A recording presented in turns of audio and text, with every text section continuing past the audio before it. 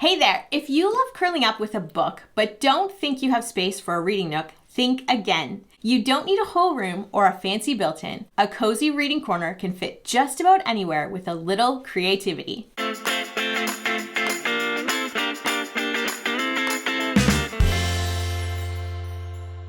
Today I'm going to show you how to create the perfect cozy reading nook even in a small space. We're talking comfy seating, soft lighting, and all the little touches that make it feel extra inviting. Let's get started. Step 1 is to pick the right spot. The first step is finding a little space to claim as your own.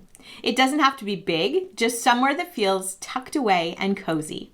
A corner of your living room works, a quiet bedroom spot, even a little nook near any window can work. And if you're really short on space, a simple chair with a soft throw and a basket of books nearby can be your go-to reading retreat. Step 2 of creating a cozy reading corner is to choose comfy seating. Okay, let's talk about seating. You need something that makes you want to stay and read. If you have the space, a cushy armchair is perfect. But even in a small area, you can use a floor cushion, a cozy poof, or a compact accent chair with a soft throw pillow. The goal is comfort. You want to be able to sit and get lost in a book without shifting around every 5 minutes. Step 3 to creating a cozy reading corner is to add soft textures.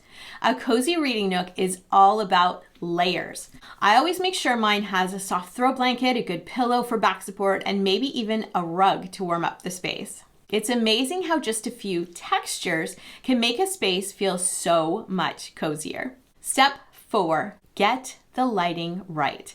Lighting can make or break a cozy reading corner. Harsh overhead lights? No. We want warm, soft lighting that makes you feel relaxed. A small lamp, a floor lamp, or even twinkle lights can create a warm glow.